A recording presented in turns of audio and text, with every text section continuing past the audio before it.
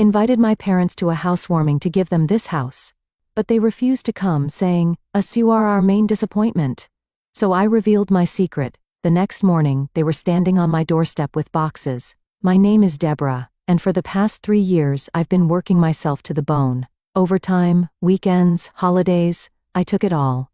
My coworkers thought I was crazy, always volunteering for extra shifts and never taking vacations. Some gossiped that I was trying to escape a failed relationship. Others speculated I was saving for some exotic trip around the world. None of them knew the truth. I was saving for a house, not for me, but for my parents. Mom and Dad have lived in the same rundown place for almost 30 years. It's a small 2-bedroom house with peeling paint and creaky floorboards.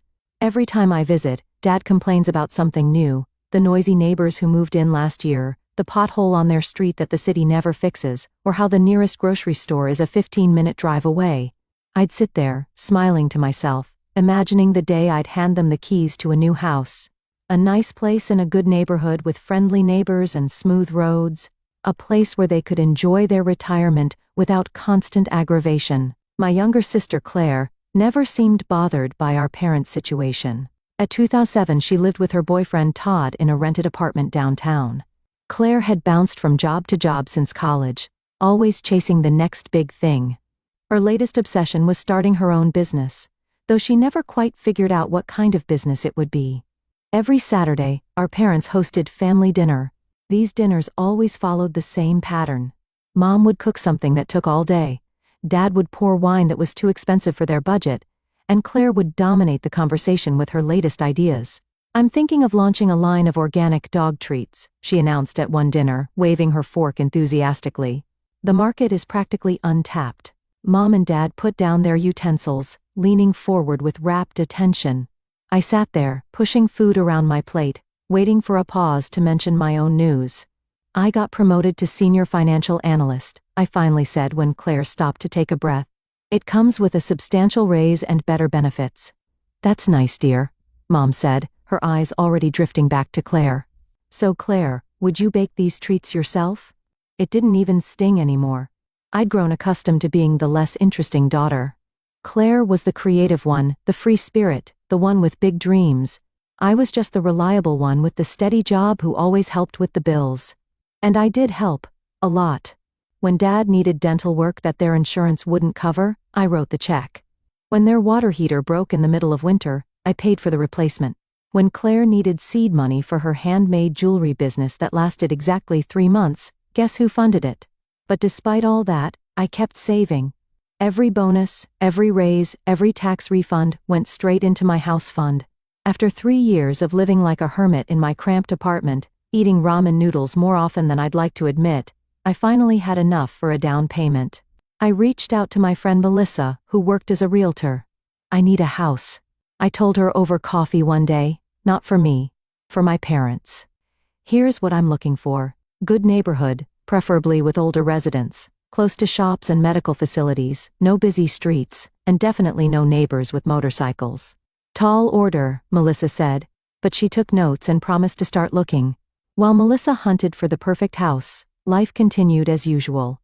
I worked, I saved, and I attended Saturday dinners where Claire announced her latest business idea. Now it was custom-painted sneakers, while our parents hung on her every word. At one of these dinners I couldn't help smiling to myself, knowing I was getting closer to my surprise. The down payment money was ready, and Melissa had a few promising leads. "What are you grinning about?" Claire asked, interrupting her monologue about shoe design. I blinked, caught off guard. "Oh, just got some good news at work. Another promotion." Claire rolled her eyes dramatically. "God, Deborah, you're so easy to please. A pat on the head from your corporate overlords and you're grinning like you won the lottery. Meanwhile, I'm working on becoming independent. Todd and I have been developing a business plan for a boutique marketing agency. Once we get it off the ground, we'll never have to answer to anyone again." Mom leaned forward eagerly. "That sounds wonderful, sweetheart. How much would something like that cost to start?" Claire casually twirled her fork, "Around 200,000, give or take." Mom gasped, "That's a lot of money. Where would you get that kind of money?" Dad asked. Then, as if choreographed, they all turned to look at me. I felt my face grow hot. "What?" "Well," Mom said carefully, You've been doing so well at work, with all those promotions and bonuses you're always mentioning. I don't have $200,000 lying around, I said flatly.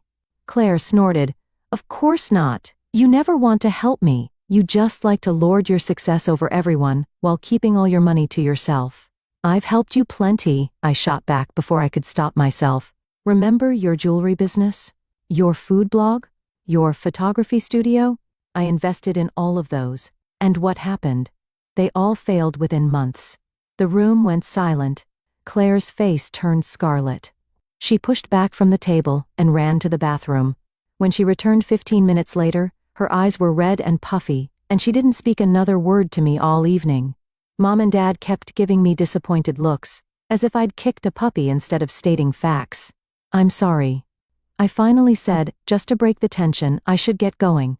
I drove home feeling like garbage. Was I being selfish? Should I give Claire the money instead of buying a house for my parents? No. I decided Claire had proven time and again that she couldn't stick with anything. If I gave her that money, it would vanish into another failed venture. Besides, this house wasn't just for my parents. It was for me too. It was proof that I mattered, that my hard work meant something. A month passed, and I threw myself into work even harder than before. The sting of that disastrous dinner faded as Melissa sent me more and more house listings. She was a godsend, filtering properties based on my specific requirements and scheduling viewings around my hectic work schedule. This one's promising, Melissa said one evening, showing me photos of a single-story ranch house with a neat front yard. 3 bedrooms, renovated kitchen, quiet cul-de-sac with mostly retirees. There's a grocery store and pharmacy within walking distance. I scrolled through the pictures, imagining Mom and Dad there. The kitchen had the farmhouse sink Mom always wanted. The backyard was small but manageable. Dad wouldn't complain about mowing it. The master bedroom was spacious with large windows, unlike their current cave-like room. It's perfect, I said, feeling a flutter of excitement. Let's make an offer. The process moved quickly, my credit was excellent, my down payment substantial, and the sellers were motivated. Within weeks I was signing mortgage documents, still giddy with anticipation of my parents' reaction.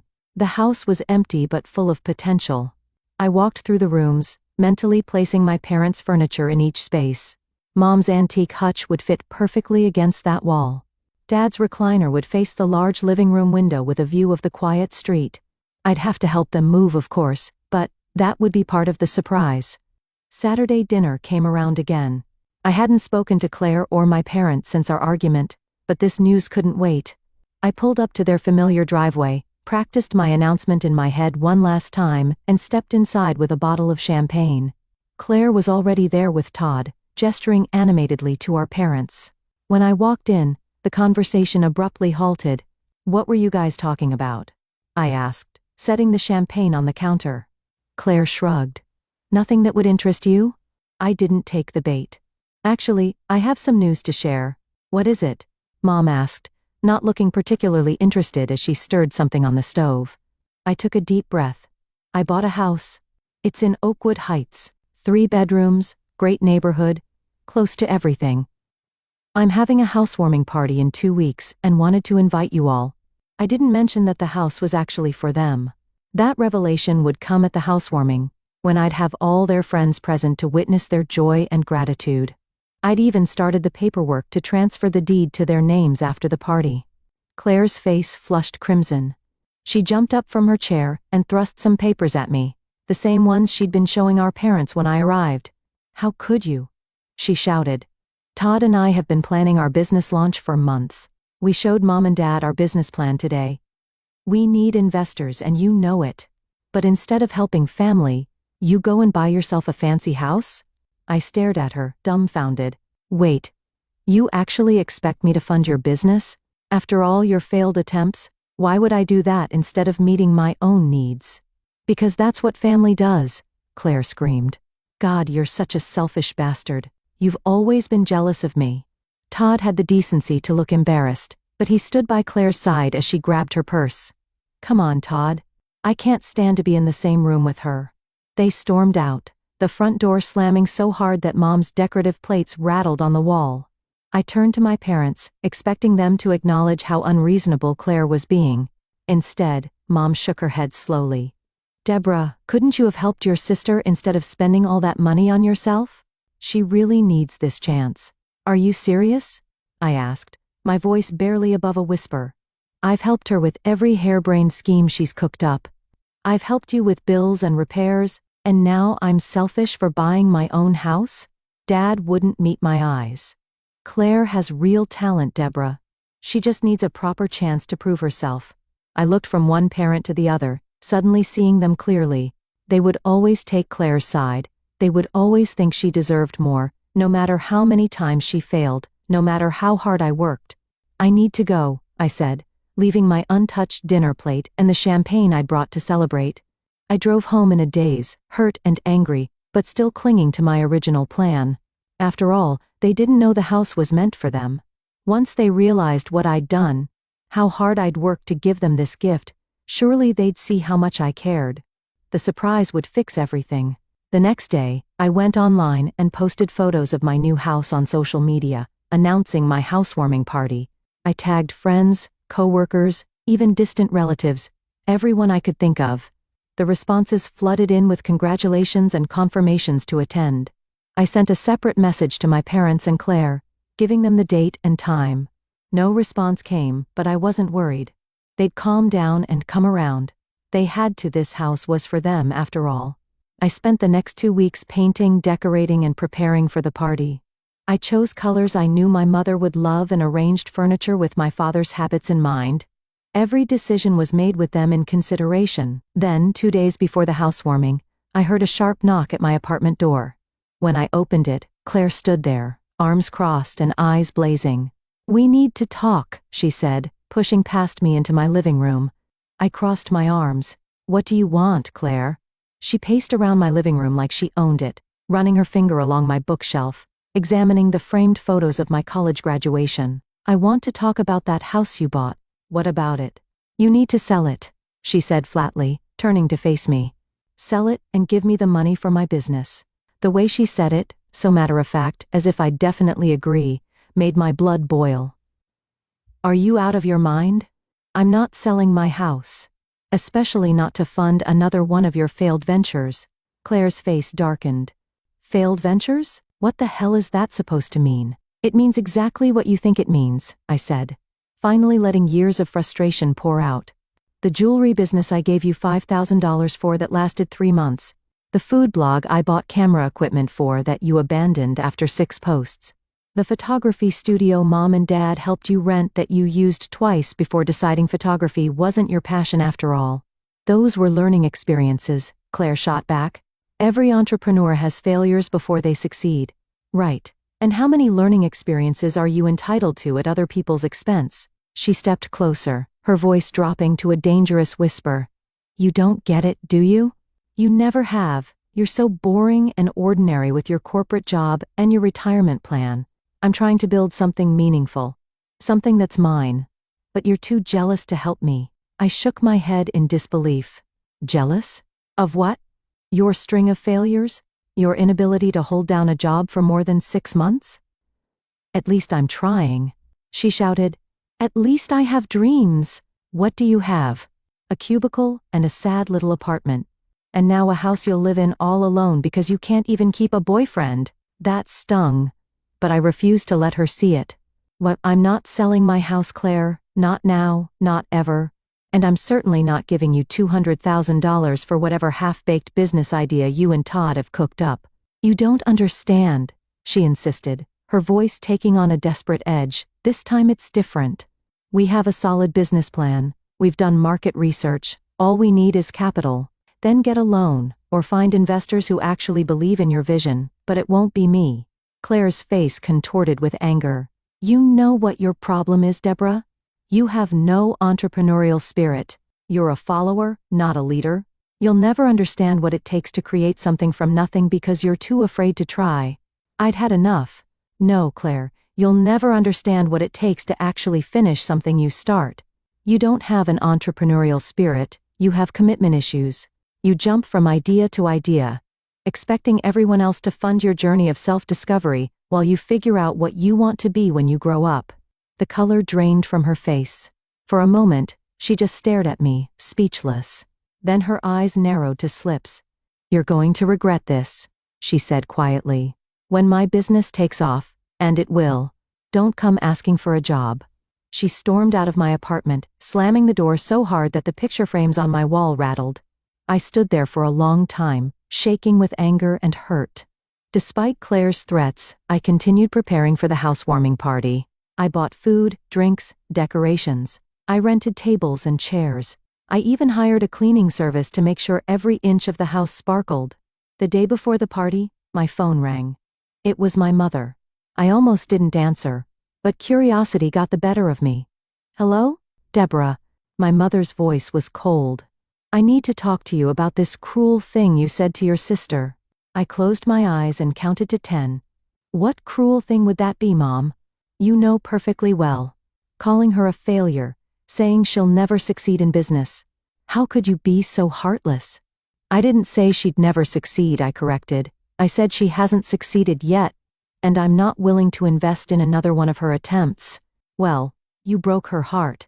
She was counting on you. We've always known you were selfish, Deborah, but this takes the cake." "Selfish?" I repeated incredulously.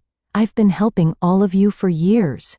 Every time you needed money for repairs, every time Claire needed startup funds, I've always been there. And now when your sister needs you most, you buy yourself a fancy house instead. It's disgraceful." I almost blurted out that the house was supposed to be for them, but something stopped me. "I work hard for my money, Mom. I'm allowed to spend it how I want." "Well, let me tell you something," my mother said, her voice trembling with anger. "You've always been the disappointing one in this family. Claire has talent and vision. What do you have? A boring job and no personal life? You don't even have a boyfriend.